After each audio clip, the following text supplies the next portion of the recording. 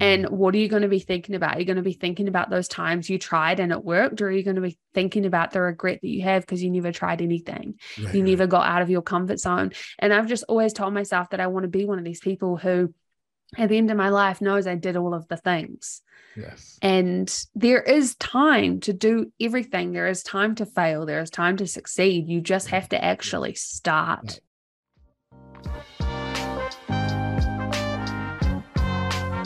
Welcome to the Audacious Living Podcast, hosted by my man, Audley Stevenson, the Odd Man.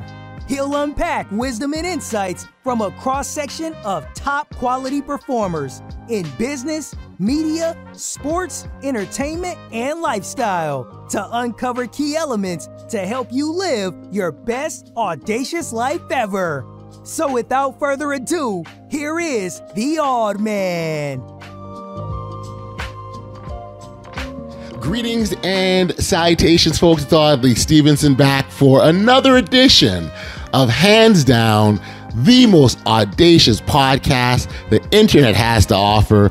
This is the Audacious Living Podcast, and I appreciate you for being here as we continue our ongoing goal of helping our listeners live their best audacious lives ever. As always, I encourage you to follow us on our social media channels. You can follow us on Twitter, Instagram, and Facebook under the handle The Audacious Pod. And if you happen to be watching this particular episode on YouTube, then you can subscribe to our channel simply by tapping that bell down below. And that way you're connected to all great things audacious related. Now, there's a quote from John Quincy Adams that I've been a fan of for a really long time, and it says, "If your actions inspire others to dream more, learn more, do more, or become more, then you are a leader." The idea of empowering others to dream beyond their present circumstances or do more than they ever thought possible is such a powerful gift that we can give to others that can have long-lasting impacts, and the ripples can go on and on and on. Empowering others is what we'll be talking about on this edition of the Audacious Living Podcast. And my friend Johnelle Hosking joins me all the way from New Zealand to help advance the conversation, and what I believe is a very, very important conversation. Johnelle is a confidence and self-empowerment coach who helps people find their voices and encourage others to take action. And oftentimes, those actions are done through small steps. But the key is that the steps still have to be taken regardless of the size. Such a treat talking to Johnelle. She's super enthusiastic, and I really, really enjoy chatting with her. And I'm certain that you'll pick up on her energy right away. But I'd also strongly encourage you to take in the things that she has to say, because it certainly does make a lot of sense. Enjoy. Hey, Johnelle, thank you for joining me and being a guest here on the Audacious Living Podcast. I'm always so appreciative you coming to spend time and chat, and so thank you for making the time and doing this today.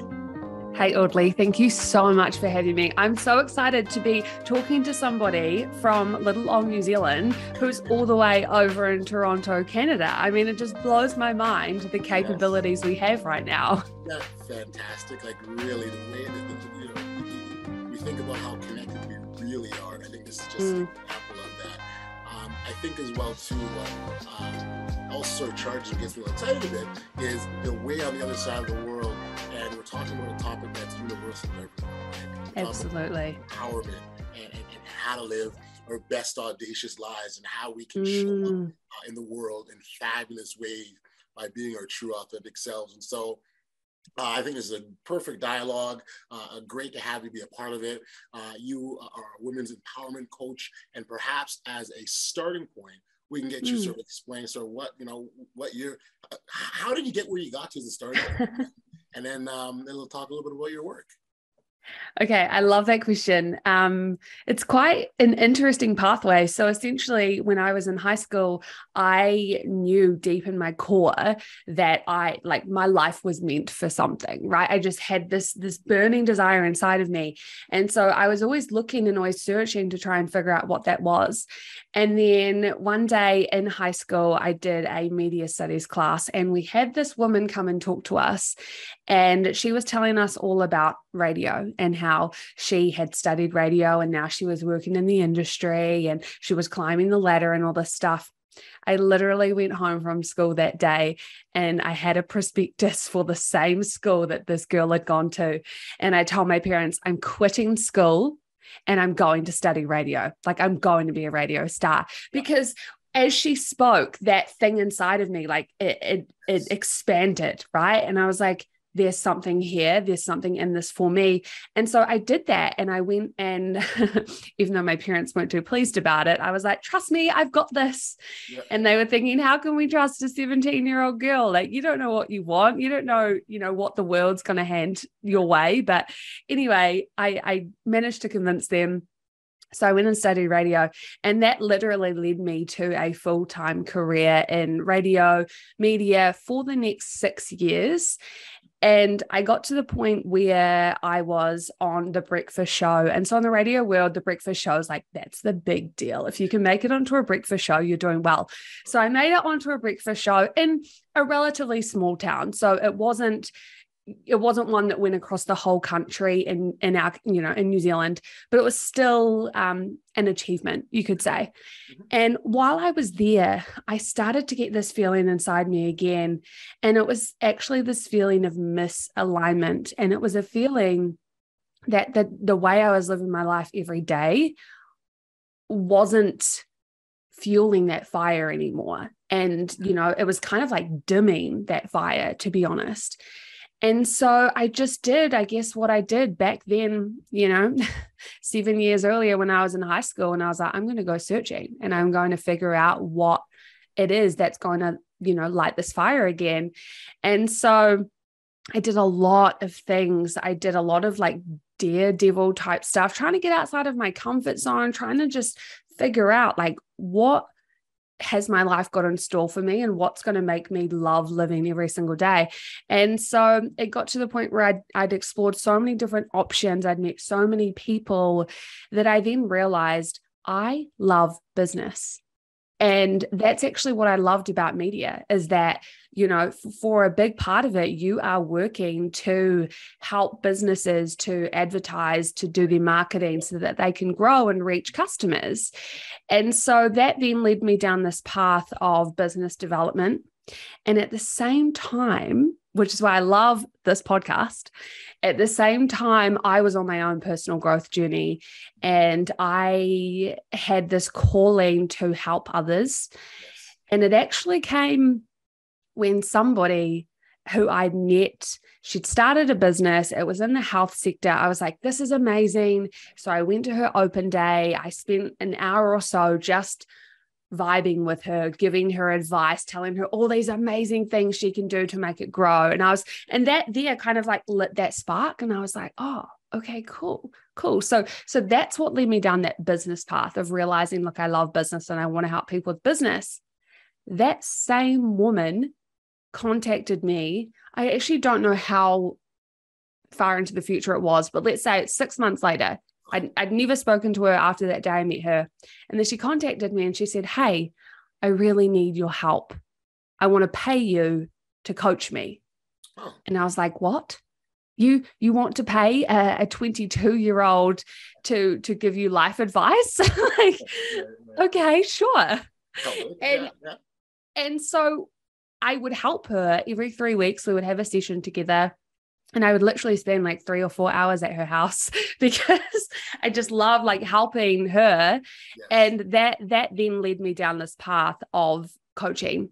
And I ended up picking up more clients, which then I thought, okay, Johnelle, you've got paying clients. You might want to study and get some kind of accreditation behind you, just to give me, I guess, that validation in what I was doing. Yes. And also to help grow too. So there's two pathways there. There's in my old career of media, it was realizing that I love business, but then also that I love helping people. And so over the past 5 years, it was 2017 that I left radio. And literally since then to now, I've just been paving my own way, helping people with business and with life. Wow. I guess your original client, did she indicate what she saw in you, or what was it that made her reach out to you and say, I need you to coach me? I think she liked my passion and my enthusiasm, which I get. I honestly get quite a lot. Is like, there's this theory that, you meet people and you can pick up on their energy. And in some ways that means you leave feeling really drained and exhausted if they're a negative person. Or in other times you leave feeling pumped up and fueled and like ready to go and smash life, essentially. And I don't know how, but somehow I make people feel that way. And so then they're like, yeah, I want to work with you and I want to get more of that. So in this instance, that's absolutely what happened for her. She was like, you just got me so fired up and I need to feel that way more. Yeah, no, listen, sometimes that passion is what it is. And people, it's like a magnet, kind of drawn into it. And I think that's what people want to be around, right? It brings joy and happiness and excitement. And so that's just, and a good feeling. Who doesn't want to be around good feelings, right? Yeah, exactly. It's really interesting though, because I've, I guess lent into this and really nurtured that part of myself, that passionate person. And I ended up getting in a relationship with somebody who, on reflection, he was lacking that in his life. And so us, becoming in a relationship, then he kind of sucked the life out of me, essentially. And I just let it happen, as this relationship got closer and closer. I had no idea that, again, my light was being dimmed and dimmed and dimmed and dimmed because I was constantly having to like give, and it was just being sucked out of me. So I think as a person, you always, while it's amazing to be that person who is the passionate and the energetic person, you want to be aware that people aren't just taking that from you, and that you've still got enough there for yourself as well. So I just wanted to mention that it's all well and good to be the light, but you don't want people to take that light from you. Yeah. And also know how you can replenish your own, right? Exactly. There'll be points that you'll need that, and not because it was taken it, maybe you just used it up. And so for me, it goes back to, understanding the things that charge you, what motivates you. Yeah. Oh. I've got a friend of mine, he always talks about he loves being around his family, and they have these big family gatherings, and he enjoy, and you can see, he just gets really excited. Those are the things that charge us. And so, when it comes to our passions, I think it's really important that, we find ways to be as close to them as possible. I'll tell you real quickly, as a kid, I wanted to play basketball. I wanted to be a basketball star. I was never good enough. Life told me not to, long after I wasn't good enough to be an NBA superstar, but I still found ways where I could be around the game, be connected, affiliated with the game. And absolutely. Now, today I'm the commissioner of the National Basketball League of Canada, which is a league here in Canada. And I get to be involved in ways I never thought I'd imagine I would go beyond just playing. So it is very important to be clear on who you are, what you like, what your interests are, what drives you, what motivates you, what fuels you, the passion we just talked about, and find ways to be as close to those things as you possibly can. Absolutely. That there, literally what you just shared, is one of the main things that I help my clients with. Right. We as people, we're taught when we're younger to essentially go study and then get a job, and that is your job for life. We're not really taught to figure out like the secret sauce that's inside us, like the soul fulfilling, the purpose. And I don't believe that we have one purpose. I believe that can change and grow and evolve as we do as people, but you experienced that, right? You thought it exactly was really good, and it totally. And can you imagine where my life would be right now if I had have stayed in radio? Right. My co-workers, so I used to work on a 3-person show. It was me. I was the baby of the show. There was a guy who had 2 young kids. So he was in, I think, like his early to mid 30s. And then there was another guy who was in his mid 50s. So he had 2 adult kids, was about to become a grandfather. Yep. And when I left, I worked with them for almost 3 years. So it was the 3 of us for 5 hours a day in a tiny room, just talking on the radio, right? And so we got really close. Yes. And when I left, in a way, they kind of thanked me for leaving, because they knew that my heart wasn't in it. And they were like, you have to go and do what you love.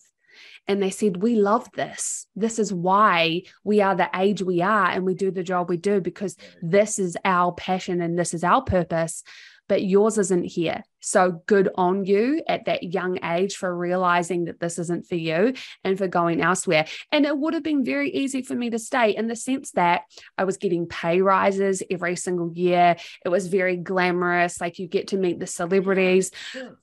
My mum approved of it, and we know us as humans, we inherently want the approval of our family. And so when I started having conversations about, look, this doesn't align to me anymore, I want to leave, those conversations with my family in particular were really tough, because they didn't understand. They thought, what do you mean? This is the best job in the world. Why would you leave? Right. But I just knew inside of me, like I just knew inside of me that it wasn't a match. And then as I left, to have my coworkers who I'd got so close with be like, good on you, like, go find that thing. Right.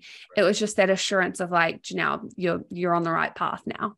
Well, and you know what, Johnelle, it also tells me that, sometimes the perspective of people who see you are different than you see yourself. Oh, yeah. The vantage point that they have. And so when someone says, I can see you doing this, or you don't belong, or you're destined for bigger things, whatever, I think there's some value in at least paying attention to that.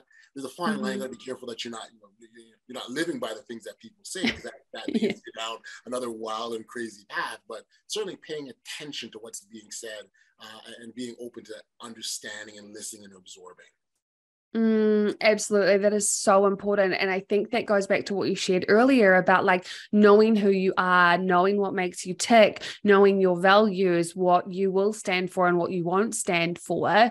Because if you know those, you can then see instantly when somebody's intention for you is aligned or misaligned. Whereas if you don't really know yourself yet, if you're still trying to figure that out, you might be a people pleaser and you might say yes to every single person. And in doing that, you're just going to, like I shared earlier, you're going to be dimming that light that's inside of you. And you're going to essentially be like running away from yourself. You need to do things and figure out ways that you can always come back to yourself. And the more you know yourself, the better life you're going to have, because you're going to make decisions that are aligned with you and who you're trying to be in this world. Yeah, no, I hear you loud and clear. I'm with you on that. You specifically focus on empowerment, which is a lane of coaching very much that's needed. People, and people do need to feel empowered, because by doing so, you can go out and do the things that you're supposed to. Why did you choose specifically empowerment as your direction? I think empowerment chose me. Honestly, it's really interesting, like, because the course that I studied when I did decide to, like I said, get certified, it was actually a health coaching course. And it was just this course that I gravitated towards. I've always been into health and well-being, but when I was in the course, when I was doing the study, I realized I don't want to be a person that tells you what to eat. Right. That does not fuel me at all. Like, eat the chocolate. I don't care. I eat the chocolate. Like, do what's good for you, And what I did really love while I was studying is this sense of this like mental well-being and mental clarity and, learning all this stuff about yourself. And so I kind of just went with that. And my initial clients that I got after I studied, I would give them this template, which my course had provided me with to use. It's great. They literally teach you everything that you might need to become a successful coach. And so I would hand over this template, and like 80% of this template was all about health questions. And that's when I was like, what are you doing? Like this, you don't care. You actually don't care. And how can you consciously take people's money for something that you don't care about, And so I just kind of threw that out the window, and I just started to flow and see what came to me. Like, what needs are people coming to me with? Where do they need my help?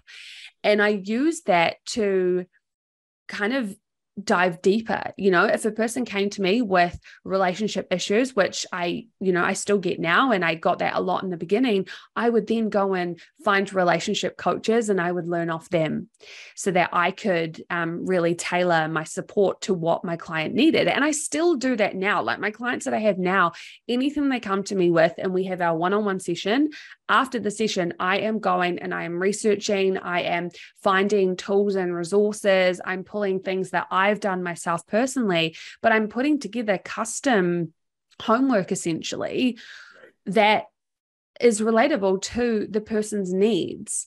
And so how I got into empowerment specifically is we were in the 2020 lockdown. I'd done 3 years of coaching. I'd had one-on-one clients. I had group clients. I did so many like public speaking workshops and events, and I just loved all of it. But I was like, Johnelle, you can't keep being everything to everyone. You kind of got to choose one thing. Or, a handful of things rather than like 20 things. Yep. And so I chose during lockdown to use that time to interview people.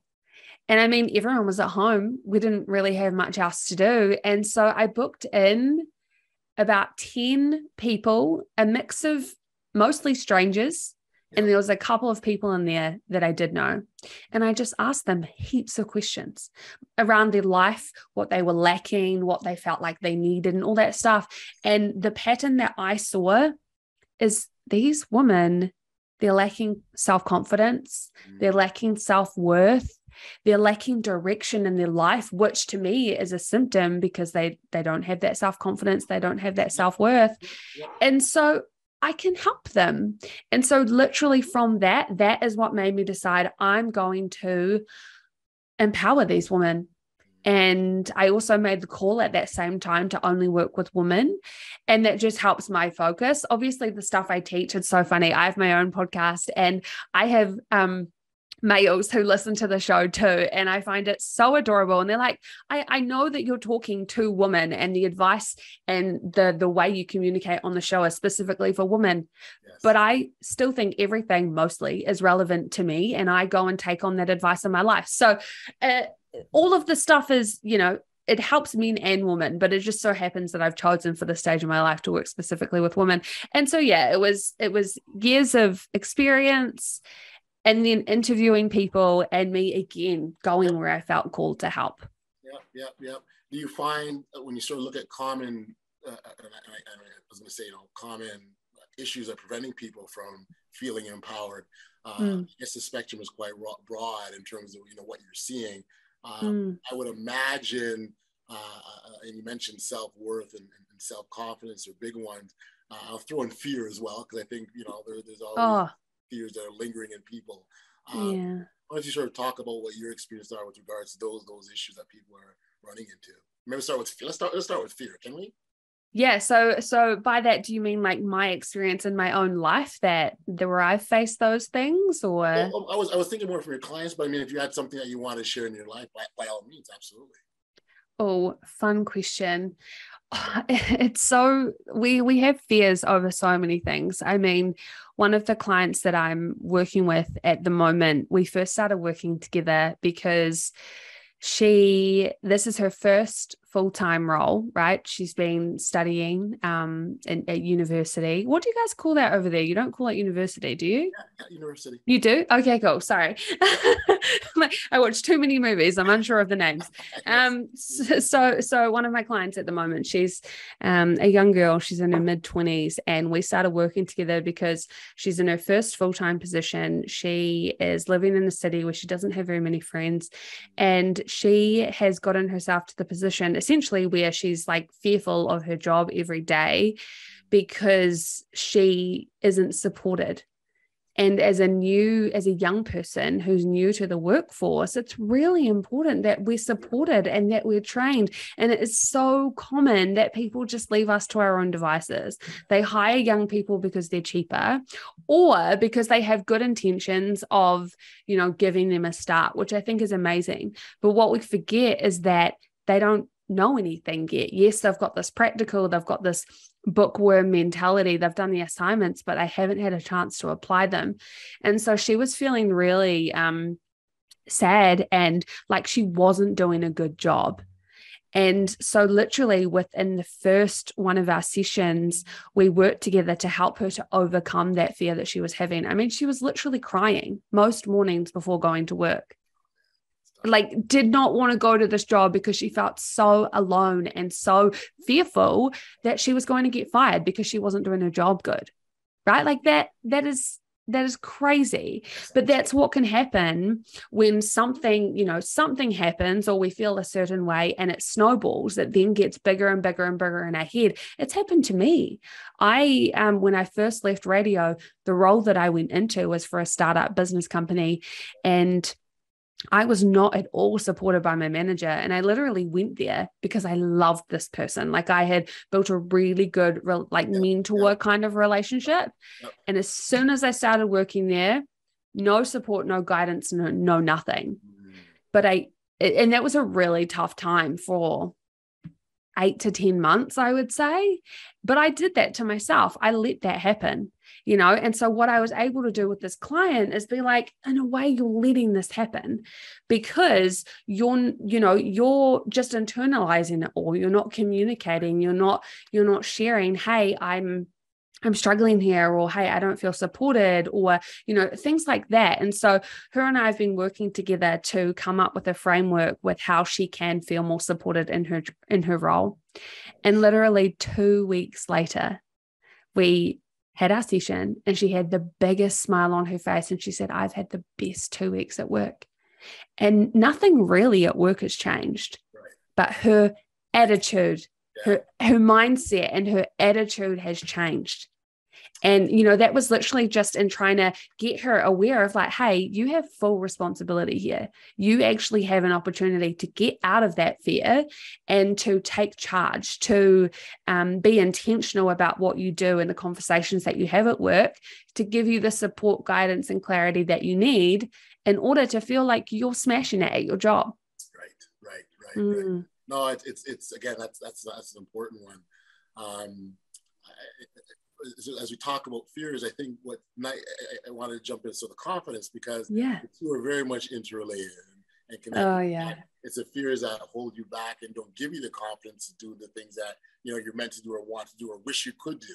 How do you start talking about confidence in your experience, what you've seen? Oh, see, I could talk about confidence all day. The name of my podcast is called Girls Get Confident. It is literally about helping you to build self-confidence, because that really is, just like empowerment is an umbrella. Within that is self-confidence. And there is so much in there. Okay.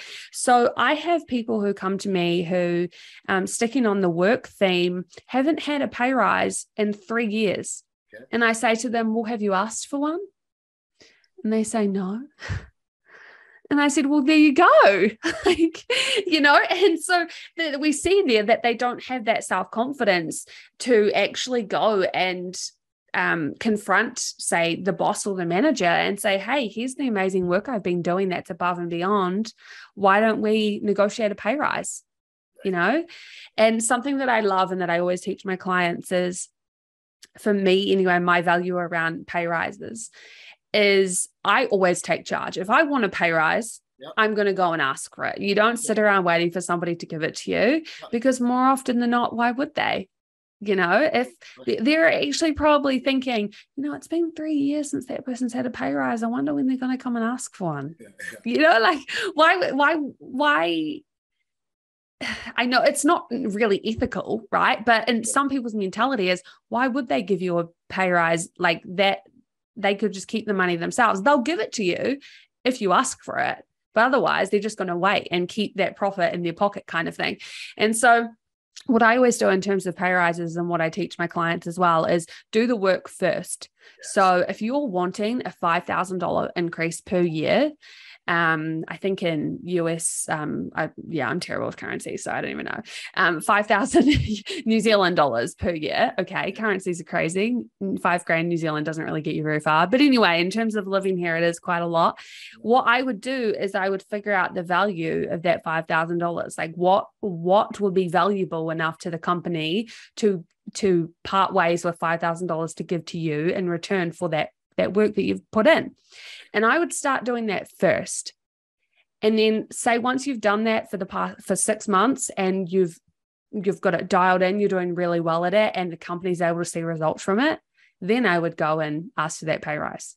Right. So it's set the table, right? Make yourself, things out in a manner that you can even like building your costs by gaining some momentum off this, right? Exactly. And so how that in the instance of career, how that gives you confidence is you've already done the work. So you know that you have put in the time, you've put in the effort, you have the skills. Yeah, at the end of the day, they still could say no to you, but you now have something extra to put on your CV for the next role or for the next company that is going to appreciate you more. So what helps you to build your confidence is when you've kind of got the proof there, right? So it's really hard to have confidence in something if you have no proof. I'll use myself as an example. The past few months, I've been working on an event. It's an online event. And I got really in my head about it because I felt like this event, it's going to be so big. And what if it fails? What if it doesn't work? And I was so in my head about it that I keep working on it, but I keep working on it in silence.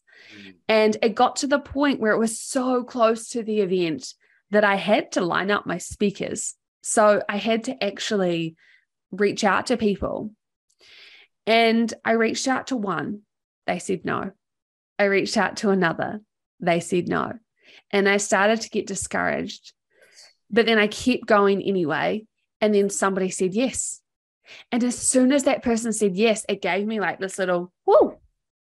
And then I reached out to someone else and they said yes. And I was like, okay. And then I got to the point where I had 7 yeses. And now with those 7 yeses, I internally have enough proof. I've built that confidence in myself from starting. You don't build confidence by doing nothing. You've got to take action. You've got to make small steps and they compound on each other, like the whole compounding effect. The same goes for your confidence. You can't just sit there and do the affirmations that you're going to be confident. You have to put in some work too. And so in the example I shared, I got no's. I think I'm at 4 no's now, but 4 no's and 7 yeses. Yeah. I'm still doing pretty good. No, exactly.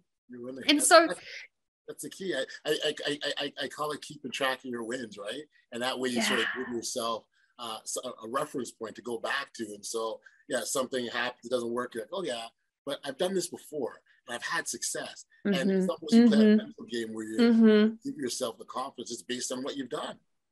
I think it's so important, like reminding yourself where you're starting from, all the other things that you've done, especially if they are, in the same or a similar area, because the first time you ever did something, you were starting at 0. Yes. Whereas if you now have done something 2-3 times, your threshold is much higher. So you're not starting from that really low self-worth or really low self-confidence. You've already got some confidence in the bag now.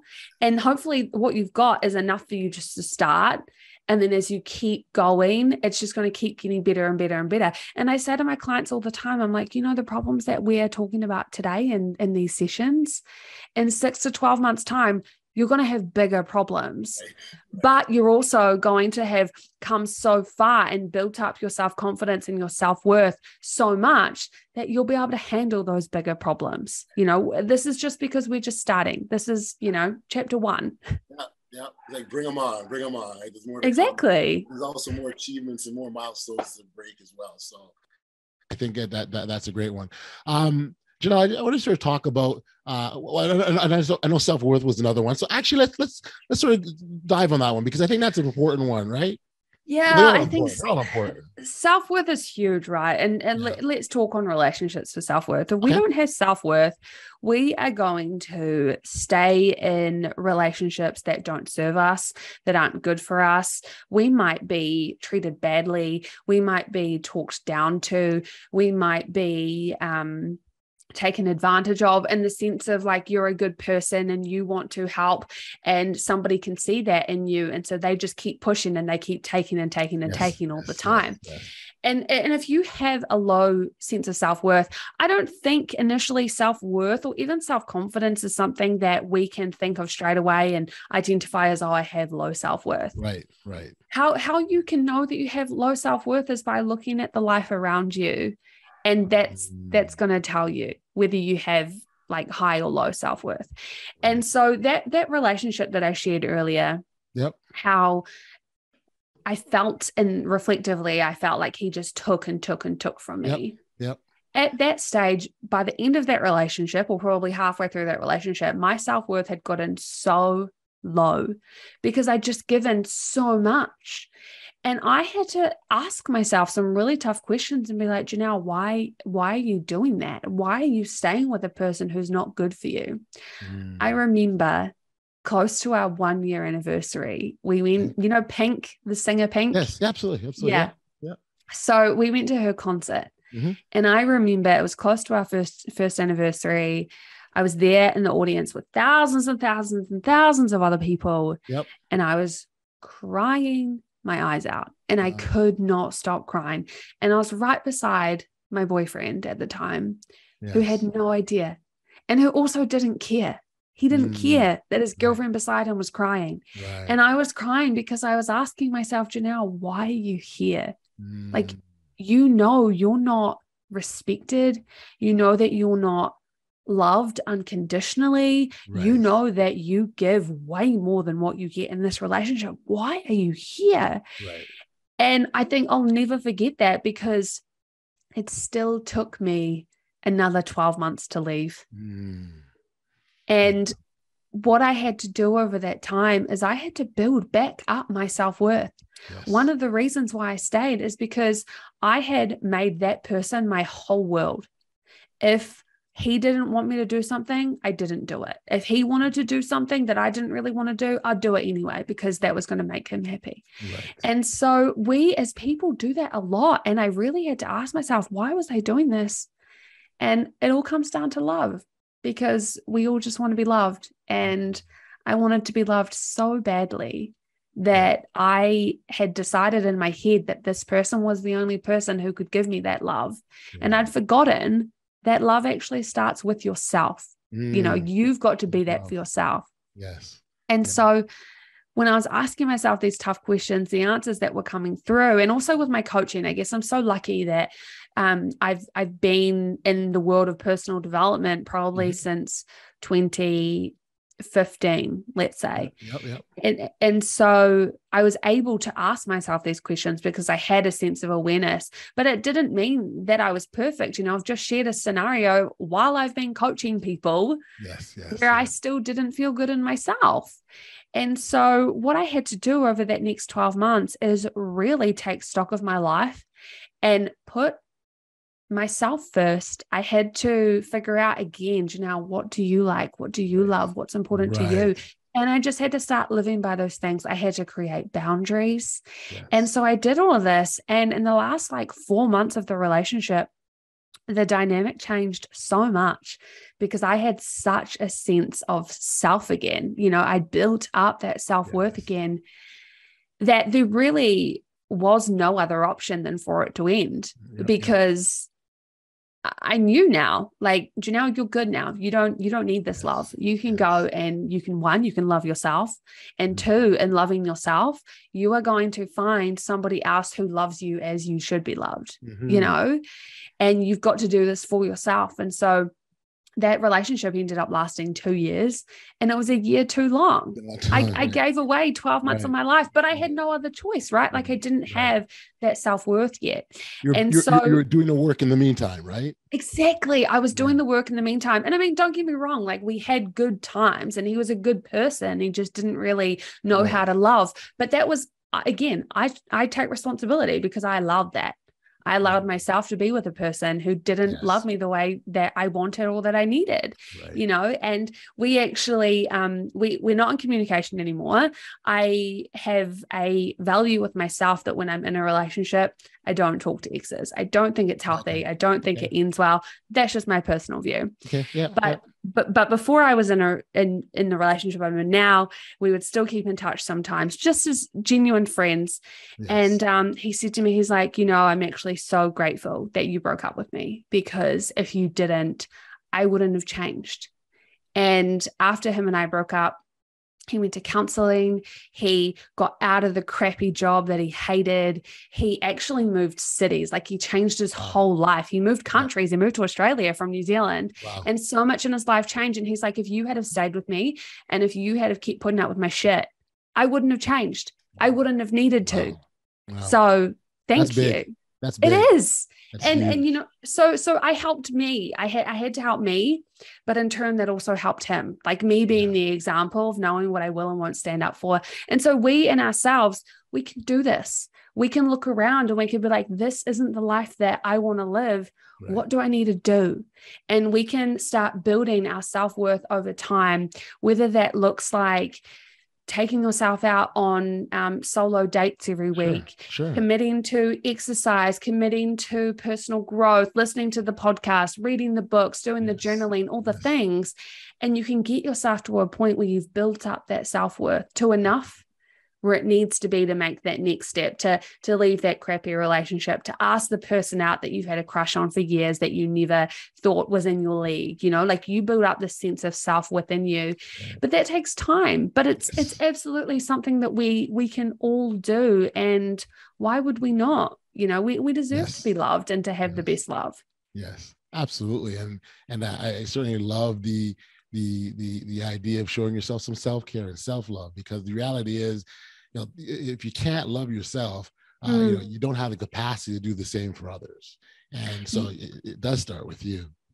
You set the tone, right? So a person, when they meet you or when they spend time with you, they see how you treat yourself. And that then shows them how they can treat you too. Yeah. Yes. So it all starts with you. Yeah. No, great point. I love that. That's a really, really good point. I'm glad you made that. Johnelle, on this podcast, we talk so much about, taking risks and taking chances and being audacious and why that's so important, not just for ourselves, but those around us. Because, you have no idea how you're actually impact others, how you might be able to inspire people to maybe make a similar change in their life that they always wanted to, but were maybe too afraid or not able to. So it's so broad reaching in terms of, audacious and what it means. I wonder if you sort of can touch on when we talk about being bold and taking risks, because so much of life is about taking risks, and it's actually a necessary component, I would say. Mm-hmm. Absolutely. I think we right now are in a time in the world that has never happened before, in terms of the past 2 years with COVID, we've all had an opportunity to take stock, to look at the lives around us and to ask ourselves, is this really what we want to be living? And some of us have done that work. Some of us have really asked those questions and leaned into that. And, we might have decided, this is the life that I love. And then other people have realized, no, this isn't what I want. And so this has given us the time to reflect and to see what we actually want for ourselves. And so what's come up for me and a lot of my clients is I have used this time to be audacious and to take the risk of leaving my full-time employment. And so I've done business and coaching since 2016, but it's always been on the weekends. It's always been outside of a full-time job because I felt like I needed that security. Right. Having a value of financial stability. I needed to make sure that my mortgage was still being paid. Yes. And in literally June of 2022, so the time of recording, just over 3 months ago, I thought, stuff this. I'm going to take the leap and I'm going to quit. Yep. And so I, for the past 3 months, have been full-time, self-employed, working with clients and just having full focus on this. And I say to myself, Johnelle, why did you take so long? Like you could have been doing this years ago. Yep, but obviously time and place and skills and all that kind of stuff. So it's all been in divine timing. But taking risks is something that lets us know we're alive. And it isn't always going to work. It isn't always going to end up in your favor, but you don't know if you don't try. That's it. It is. And I know that I feel like this is always referred to, but it rings so true, that concept of being on your deathbed one day. And what are you going to be thinking about? Are you going to be thinking about those times you tried and it worked? Or are you going to be thinking about the regret that you have because you never tried anything? You never got out of your comfort zone. And I've just always told myself that I want to be one of these people who at the end of my life knows I did all of the things. Yes. And there is time to do everything. There is time to fail. There is time to succeed. You just have to actually start. Right. Take that first step and move forward. And I think that certainly is an important theme here for people to understand, because it is well within our grasp, well within our reach. We just have to, extend the arm and go. And I think once we've done that, then, the other thing about this is you never know, where your actions will take us, but not taking the action. The only thing that we do know, but not taking the action won't get you there. Absolutely. And give yourself the time and the grace to build up that confidence and to build up that self-worth, to know that when you do take the jump or you take the leap and it fails, you'll be okay. There's always another door, there's always another opportunity. And that's switching that mindset into, me taking the step is going to lead me to where I'm supposed to be. And that's the thing. If I hadn't have listened to that girl who came in and spoke to my media class, if I hadn't have followed that little light, where would I be now? I had to do media first to then become a coach and to become self-employed. So it's all part of the path, and we've just got to let the curiosity lead us and lean into it and feel that fear and turn it into excitement if you can. Like our body doesn't know how to actually tell us that we're excited or that we're fearful. We just tell ourselves that feeling is fear. But what if that feeling is excitement? What if that feeling is your body trying to be like, do it, go for it, do the thing. But we all just instantly associate it with fear and we run away and hide from it. But you, in your mind, you can change it. You can tell yourself, nah, that's not fear. That's excitement. That's right. Especially now in this age of information where everything's so accessible at our fingertips, literally, where if you want something, you can get it, or you got an insight, you want to learn something, it's all out there. You just got to stretch your hands out and go get it, right? Oh, exactly. Like all of the learning that I've done has been stuff that I've found online. I've mostly done online courses. You find out via Google of events that are coming to town where you can get this new accreditation or you can meet this personal development person. Like we are so lucky to have the internet. I mean, there's bad stuff on there too, for sure.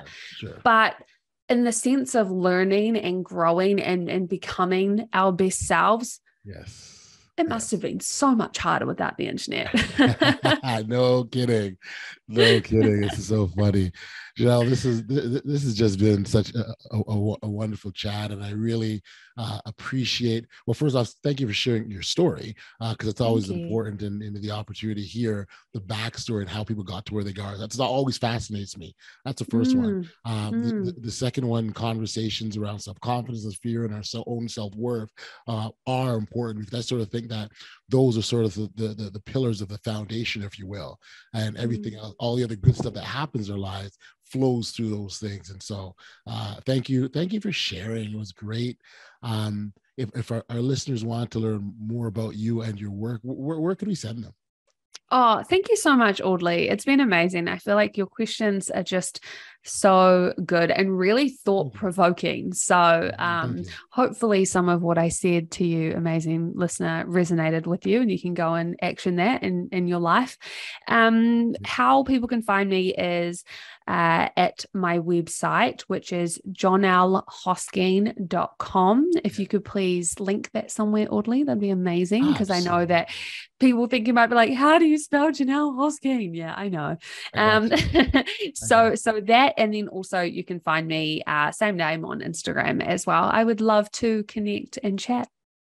Oh, so amazing, Johnelle. This has been great. Thank you for the time, and all the best, and keep up the great work. Thank you so much.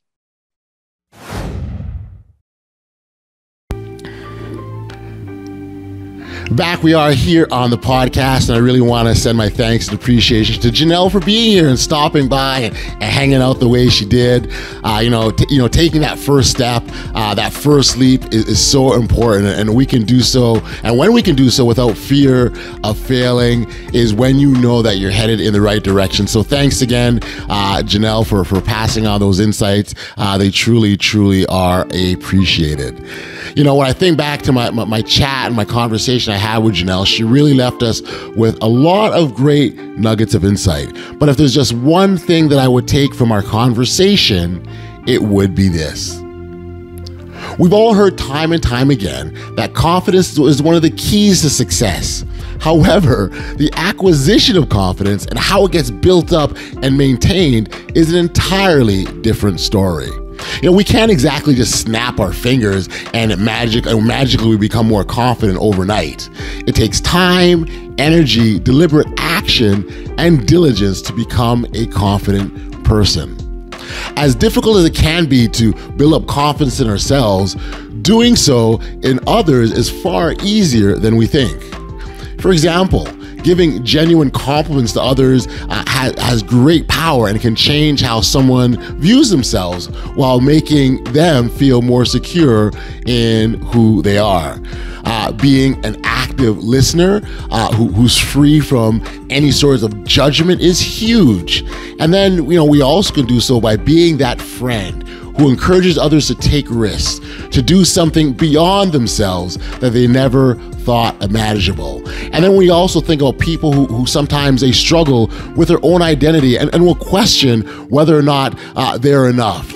So when we can accept others for who they are, we are instilling and giving confidence. With one of the biggest obstacles to people's success is that crippling thought that they might fail or they shouldn't even try. It naturally makes sense for us to find ways to help others by helping develop their confidence and helps them be their best audacious selves. Hey, listen, if you haven't registered for email notifications of the podcast, please know that you can do so simply by heading over to bestaudaciouslife.com and entering your email address, and you'll be alerted every time we've got brand new content that comes out. We've sadly reached the end of another episode of the podcast, and as always, I got to send out a shout out and thanks to our audacious listeners. You guys are absolutely amazing, and your tremendous ongoing support is so much appreciative. If you have a moment and you're listening on your favorite podcast listening platform, certainly a rating would be appreciated. A 5-star rating would be even better. These are things that help this podcast grow, and I thank you for your support in doing so. Until next time, stay safe, be kind, show love to one another, and be audacious.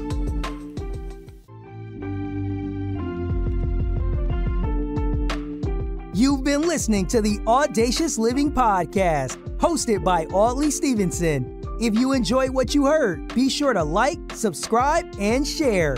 Until next time, be audacious.